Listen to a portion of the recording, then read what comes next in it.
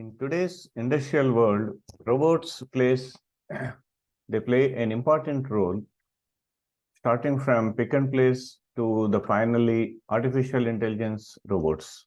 Hi, I am Dr. V.V. Kamesh, Professor of Mechanical Engineering, Aditya Engineering College, Sorampalam. In this lecture, I would like to give the information about components and joints of robot.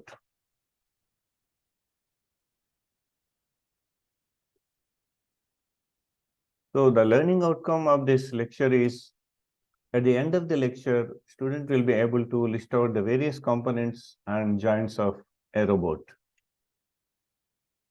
Now you can see, robot means just like our human being, whatever the roles we are playing and we are having systems in our human body, like this, we are having the similar objects or systems that will be uh, manufactured, that will be designed for a robot. Okay. Now, just like our eyes, we are having the vision sensors for the robot, and wireless communication will be there because we need to communicate with others. Robot has to communicate with the environment and some parameters of the environment, and we are having the energy. So the energy is supplied by the food items, right? But a robot doesn't have any food. Robot is having the energy by means of the power supply. Okay. And we are having our hands. So we are having the fingers. So just like that, robot will have gripper. These gripper we are calling with the name, another name is there, end effector, right? End effector means the last item which is affecting the actual movement of a robot. Okay. So you can call as a gripper, but a human body will have 5 fingers. Robot can have only 2 fingers or 3 or 4 or 5 as you like. Now the components of a robot, main important components are mechanical platform or hardware base. So a platform or the hardware base means we need to have some support. So this is the hardware basis, a support for all robotic components. And sensor system. These sensor system will be only for getting the information from outside. It may be observing the environment, identifying some key technical parameters. So getting some data from environment. This is sensor system. So there may be temperature sensor, optical sensors. So many sensors will be there. Okay. So this is to get the data. So we can call data acquisition system. And third point is important component of a robot is joints. So we'll go further in discussion of the robot joints. And joint means just like our body, right? You can see we are having the shoulder joint, we are having an elbow joint, right? And we are having hip joint. So joint means joining 2 different parts of a body. Now, the parts of a body of a robot, we are calling with the name links, right? Suppose I am showing my elbow joint here. This is one link and this is another link and this is joint. Okay. Just like that, the robot will have different links and different joints that are connecting the links. And controller. The important point of the robot components is controller.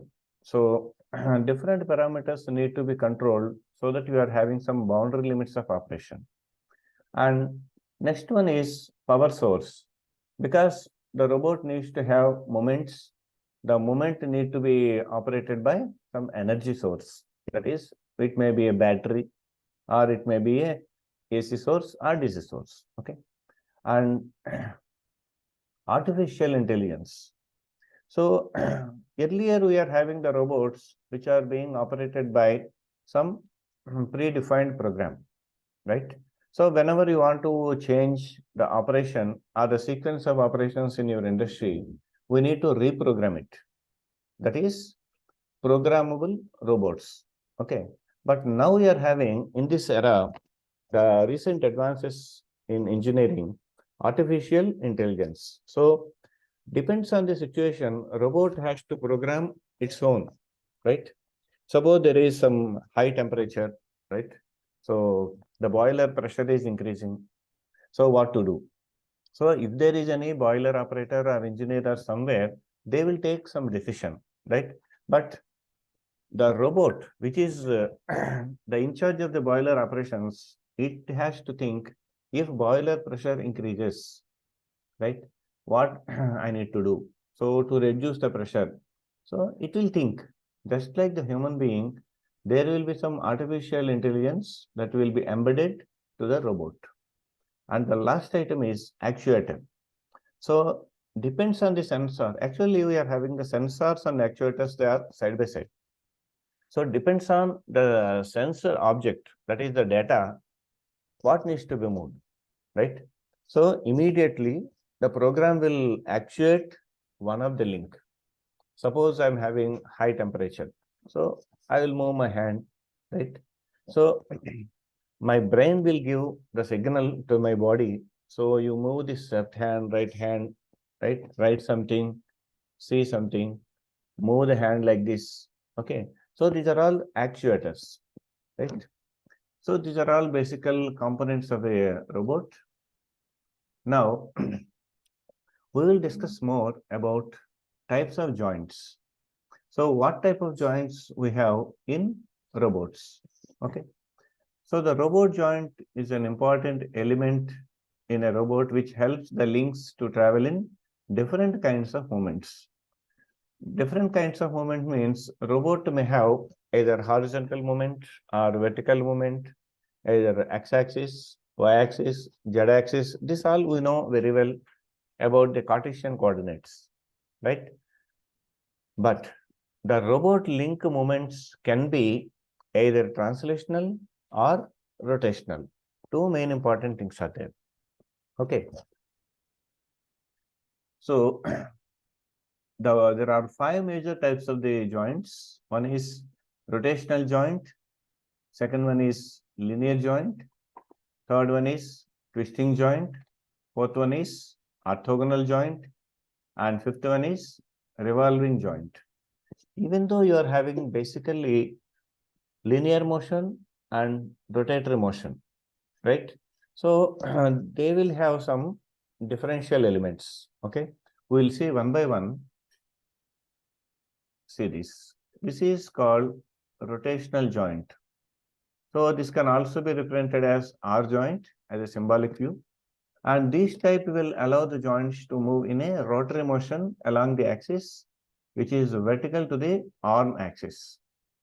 So this provides the rotational relative motion with the axis of rotation perpendicular to the axis of the input and output links. Now you can see in the diagram input link and output link. Okay. Suppose I'm having two things, right? So suppose I'm having this is one link, right? And I'm having another link. Just a minute. Okay. Suppose I'm having 1 second.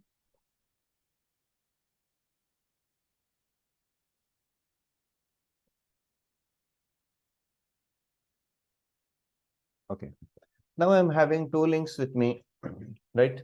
So this is one link, this is another link. Now I am joining these two. See, there is a hole drilled for it.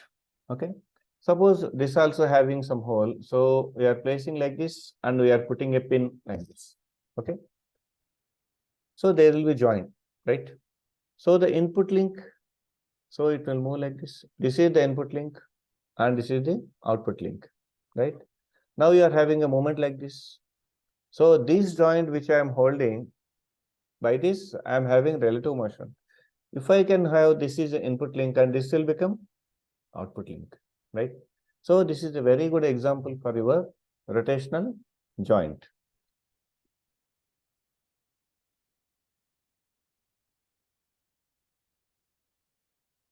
Next one is linear joint. Linear joint can be indicated by the letter L joint These type of the joints can perform both translational and sliding movements.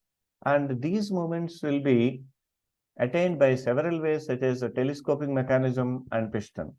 Telescoping mechanism means whatever you are having some telescope, right? We are moving like this.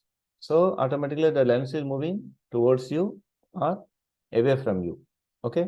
So I am moving a screw like this, right? Actually, this is having the rack and pinion arrangement, so it will move to the in and out of your view.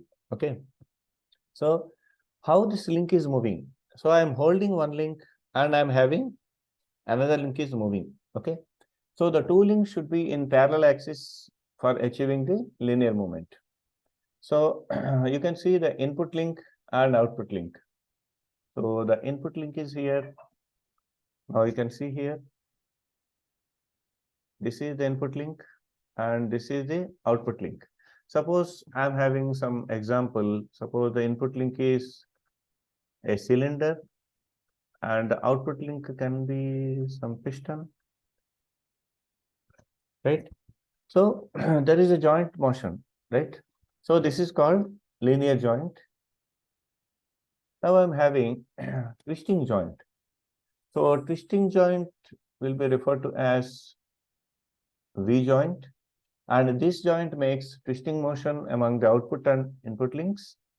And during this process, the output link axis will be vertical to the rotational axis. And the output link rotates in relation to the input link. Now you can see this, the input link and output link. So it is moving like this, okay?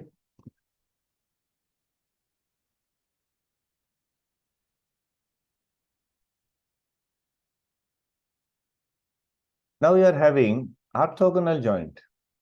There is slight difference between some linear joint and orthogonal joint. And orthogonal joint is represented as O joint. And the joint is somewhat similar to linear. Okay. So when it is the linear, you are having a relative motion like this. But here I am having a perpendicular motion, right? Just like to the behind myself, we are having some curtains, right?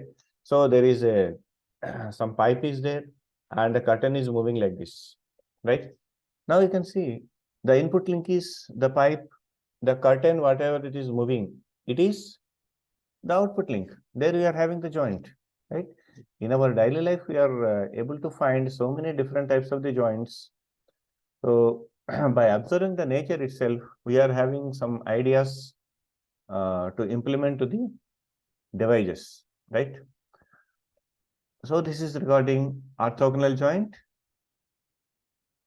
Now I am having revolving joint. So this is generally known as V joint, and output link axis is perpendicular to the rotational axis and the input link is parallel to the rotational axis. And as like the twisting joint, the output link spins about the input link. Suppose I'm having one item that is, okay, I will show you here, right?